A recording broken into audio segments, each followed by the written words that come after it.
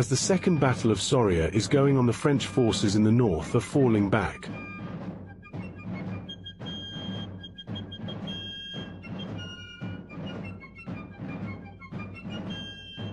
Whilst the British 1st Brigade give up on the chase and make their way back down the valley towards the important bridges. The Battle of Soria draws to an end and summer arrives with a scorching heat, depleting the energy of the British forces as they fall back towards their mountain village for resupply. Meanwhile, the French 1st Brigade alter course and begin to make their way down the highway to what they believe to be a free bridge crossing. In the north, the severely depleted French forces finally arrive back at their base camp, hoping that the British will cease their chase and allow substantial recovery time. Right as the bulk of both sides' forces are hunkering down to begin some severe recovery, both sides' 1st Brigades clash on the French side of the main bridge to the south. The two forces meet at a crossroads between two small farming settlements. With both commanders aware of the importance of the farmsteads, small hills, and crossroads, they deploy their forces.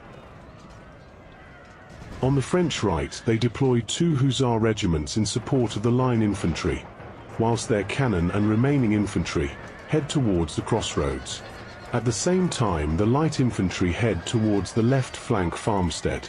Opposite the French right, we find the Highlander regiments advancing under cover of a cannon battery, led by a small regiment of dragoons. The remaining British cavalry trot their way towards the contested crossroad. French turn 1 begins with the cannons taking first blood from the small British dragoon regiment. And if memory serves, the French commander heavily favors defensive tactics, bolstering the stickability of his forces. British turn 1. The experienced British artillery return fire with prejudice. The impetuous British cavalry can't restrain themselves and charge forward into the defending French line, while the Highlanders are led towards a gap between the farmstead and a small forest. The fight proves to be an extremely bloody affair, ending with the French battalion quitting the field, but the few remaining dragoons flee back towards the support of the other dragoon regiment.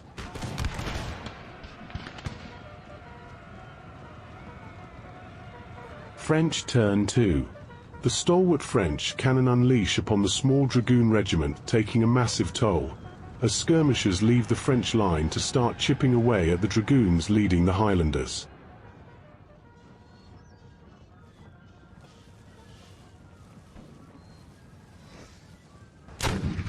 British turn 2. As cannons fire and their left flank advances, the fresh dragoon regiment charges recklessly into the French cannon.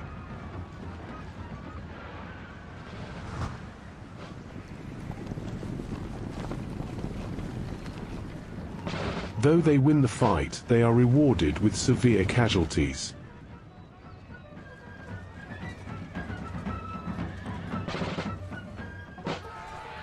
French turn 3. Sensing a chance to rout the British cavalry, the French commander sends one of the hussar regiments to support the advancing infantry.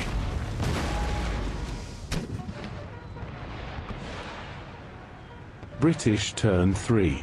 Their cannons continue to bombard French infantry.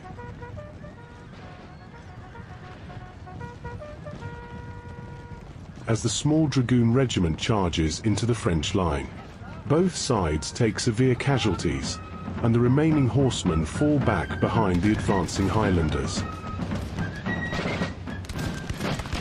French turn 4. At the crossroads, French skirmishers continue to snipe at the dragoons.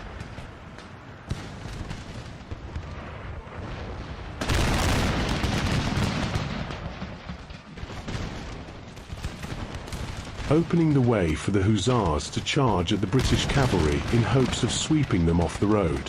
The fight goes easily to the hussars, and they now face off against the 6th Inniskilling Dragoons.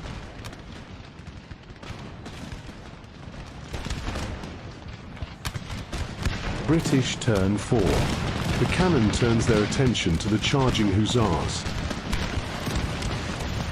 as the Highlanders start to advance through the forest and take possession of one of the farmsteads.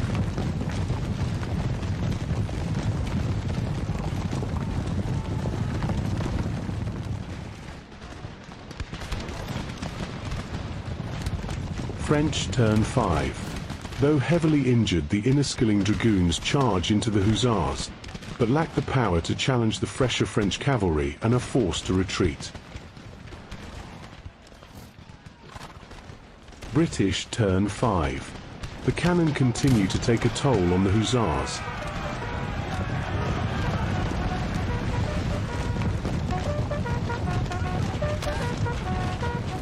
While the Highlanders in the farmstead fire upon the French. From the forest Highlander skirmishers advance and fire upon the last fresh French battalion. On the road, the small dragoons throw themselves at the slowly depleting hussars. And various British cavalry take the time to redress their ranks and patch up the injured. The Highlanders start to march forward out of the forest. On the road, the dragoons take a surprisingly bloody toll of the hussars, and follow it up by running over the French infantry at the crossroads. French turn 6. We brace for impact. British turn 6. As cannon fire, Highlanders charge and the French die.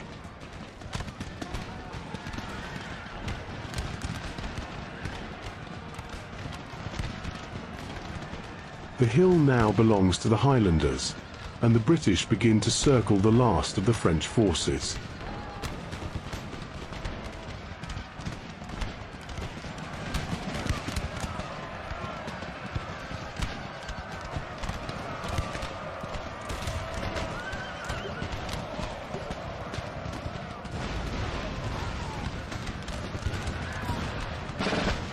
French turn 7.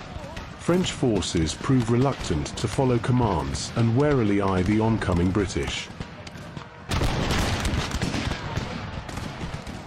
British turn 7.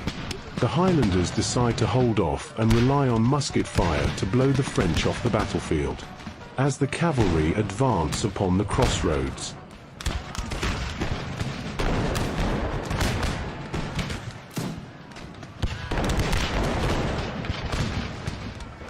French turn 8. In a desperate attempt to save themselves, the French line fire volley after volley into the oncoming Highlanders.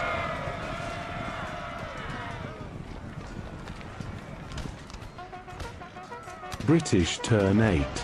As the glow of dusk lights up the sky, the Highlanders drive off the French with musket and the day belongs to the British.